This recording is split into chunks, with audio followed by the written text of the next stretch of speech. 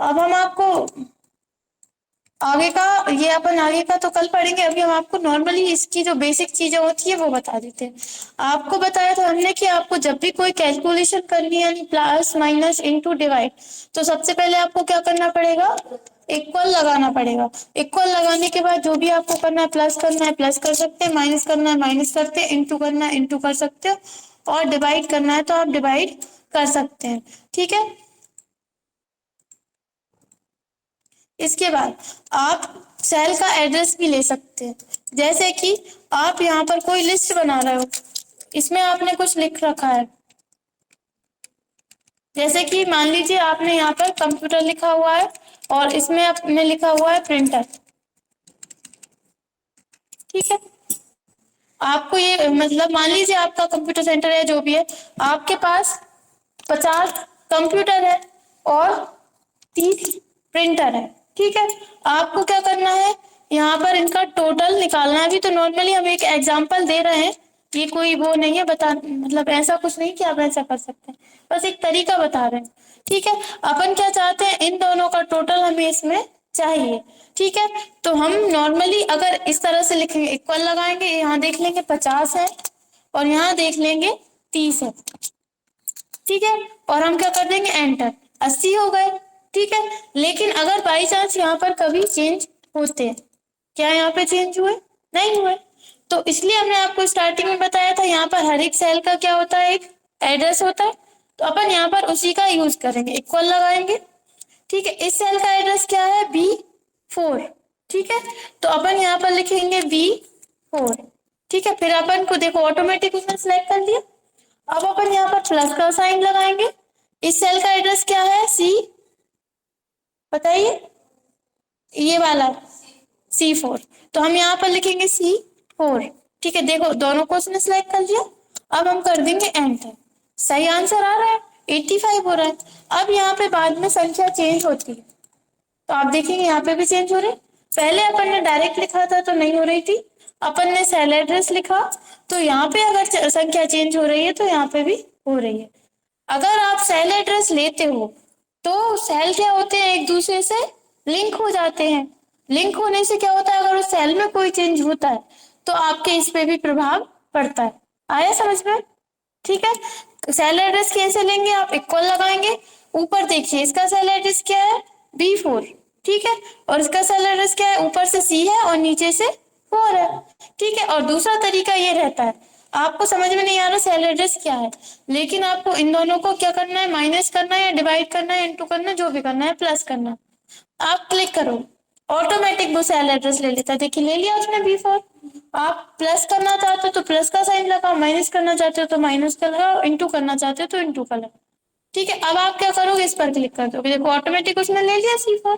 आप इस तरह से भी ले सकते हो, और अगर आप चाहो तो लिख भी सकते हो सेल एड्रेस, बस आपको सही सही लिखना है। ठीक है, और या तो आप क्लिक कर देते हैं तो ऑटोमेटिक उसका सेल एड्रेस आ जाता है। लेकिन सेल एड्रेस कब आएगा, जब आप इक्वल लगाओ। इक्वल नहीं लगाओगे, बिना इक्वल लगाए आप क्लिक करोगे तो देखो कुछ आ रहा है, नहीं आ रहा। पहले आप इक्वल लगाओगे, जिस भी सेल पर क्लिक करोगे ऑटोमेटिक उस सेल का क्या ले लेगा, एड्रेस ले लेगा। इक्वल D4, डी यहाँ से क्या है 4। ठीक है, तो इस तरह से अपन कर सकते हैं। आया समझ में इतना? तो इसलिए अपन यहाँ पर सेल एड्रेस के माध्यम से बहुत सारे कैलकुलेशंस आराम से और आसानी से कर सकते हैं। इसके बाद इसमें एक्सेल में अभी कल की क्लास में हमने आपको बताया था कि अगर आप यहाँ पर एक का अंतर, दो का अंतर लेते हो, नंबर लिखते हो, तो वो उतने का अंतर आपको दे देता है। ठीक है, अब अगर आप लिखते हो यहाँ पर कोई, जैसे आपने कोई नाम लिखा है, कोई जैसे कि किसी की जगह पर रहता है कि एक ही चीज बार बार रिपीट होती है, जैसे कि किसी कॉलम में लिखा हुआ है आधार कार्ड, तो आप क्या करते हो, यहाँ पर अपन क्लिक कर रहे हैं, इसको थोड़ा सा बड़ा करने के लिए साइड में लेकर जाएंगे माउस पॉइंटर और इसको खींच के ड्रैग कर देंगे। ठीक है, हम चाहते हैं सभी सेल में यही यही आ जाना चाहिए, तो आप क्या करोगे, हर एक में आपको लिखना पड़ेगा। तो आप क्या करोगे, साइड में माउस पॉइंटर लेकर जाओगे और इसको क्लिक करके ड्रैग कर दो, तो एक सेल में जो लिखा था वही का वही जहां तक आपने ड्रैग किया वहां तक आ जाता है। आपको और चाहिए नीचे तक, तो और नीचे तक आप साइड में माउस पॉइंटर लेकर जाइए, इस तरह का साइन बनना चाहिए, क्लिक करके आप ड्रैग कर दो। ठीक है, इतना क्लियर है? अब इसके बाद सिलेक्ट करने में स्टूडेंट को प्रॉब्लम आती है कि जैसे कि हमें यहाँ से लेकर यहाँ तक का डाटा क्या करना है, सिलेक्ट करना है। मतलब हमें क्या करना है, ये जो हमने लिखा है इसको पूरे को डिलीट करना है। तो नॉर्मली आप क्या करते हो, क्लिक करते हो, क्लिक को अपन दबाएंगे और खींच कर नीचे की साइड लेकर आएंगे। सिलेक्ट हो गया, हम डिलीट बटन दबा देंगे, डिलीट हो जाएगा। डिलीट बटन दबा दिया, डिलीट हो गया। लेकिन कंट्रोल जेड कर रहे हैं अभी, कंट्रोल जेड से क्या होता है, कोई अपन ने गलती से डिलीट कर दी तो बैक जाता है। अब जैसे कि हमें यहाँ से लेकर यहाँ तक का डाटा क्या करना है, सिलेक्ट करना है। नहीं हो पाता किसी किसी से सिलेक्ट, तो आप क्या करोगे, क्लिक करोगे और शिफ्ट की को दबाओगे, ठीक है। और लास्ट में जहां तक आपको क्लिक करना है उस जगह पर क्लिक कर दो। क्या करना है, जहां से सिलेक्ट करना है उस पर क्लिक करो, पहले शिफ्ट की को होल्ड करके रखो यानी दबा कर रखो, और जिस भी जगह तक सिलेक्ट करना है उस जगह पर जाकर क्लिक कर दो। सिलेक्ट हो गया, अब आप डिलीट कर सकते हैं, ठीक है। और दूसरा तरीका है, हमें क्या करना है, शिफ्ट से मतलब ऐसे इससे भी दिक्कत आ रही है तो आप शिफ्ट की को दबा कर रखो और आप यहाँ से सिलेक्ट करो एरो की। एरो की मतलब हमें कहाँ सिलेक्ट करना है, नीचे साइड, तो हम नीचे वाली एरो दबाएंगे, डाउन वाली एरो की, ठीक है। इस तरह से भी आप कर सकते हो। और आप फिर डिलीट बटन दबा दो तो डिलीट हो जाएगा, या कॉपी करना है या कट करना है या पेस्ट करना है, जो भी करना है आपको, तो आप इस तरह से कर सकते हैं। जैसे कि आपको कॉपी करना है तो आपने सिलेक्ट कर लिया, आप कंट्रोल सी करोगे, कहाँ लेकर जाना है, जिस जगह लेकर जाना है वहां जाकर कंट्रोल भी कर दो। देखिए इस तरह से आप क्या कर सकते हो, सेलेक्ट कर सकते हो। इसी तरह से हमें क्या करना है, इस साइड वाला सिलेक्ट करना है, तो शिफ्ट की को हम क्या करेंगे, दबाएंगे और इस साइड सेलेक्ट कर देंगे और डाउन में सेलेक्ट कर देंगे। तो जिस भी साइड आपको सेलेक्ट करना है शिफ्ट की को दबाओ और एरो की से नीचे ऊपर लेफ्ट में राइट में जैसा भी करना है आप कर सकते हो। इतना क्लियर है। अब इसके बाद इसमें क्या रहता है, अगर आप कोई नंबर देते हो, एक ही नंबर है तो वो आप जैसे अपन ने अभी इसको ड्रैग किया था इसी तरह से वही नंबर सब में आ जाएगा। अगर अंतर देते हो तो वैसा लेता है। और अगर इसमें मंथ के नेम लेते हैं आप, डेज के नेम लेते हैं, तो ये उनको ऑटोमेटिक ड्रैग कर देता है। जैसे कि हमें यहाँ पर क्या लिखना है, हमने JAN यानी जनवरी का शॉर्ट लिख लिया, JAN। क्लिक करेंगे इसके ऊपर, साइड में माउस पॉइंटर लेकर जा रहे हैं और ड्रैग कर रहे हैं, तो देखो ऑटोमेटिक उसने ले लिया जनवरी का, फरवरी, मार्च, अप्रैल, मई, जून, जुलाई, ठीक है। और ज्यादा ड्रैग कर दिया, फिर से उसने जनवरी से स्टार्ट कर दिया, ठीक है। मंथ नेम अगर रहते हैं तो ये आपको दो नहीं देने पड़ते, वो एक ही ले लेता है, ठीक है। इसी तरह से अगर आपने डे नेम दिए, अगर जैसे अपन ने जनवरी को JAN लिखा, मतलब शॉर्ट में लिखा, अगर अपन इसको पूरे में लिखते हैं, जैसे पूरी इसकी स्पेलिंग लिखते हैं, ठीक है, साइड में माउस पॉइंटर लेकर जाइए, ड्रैग कर दीजिए।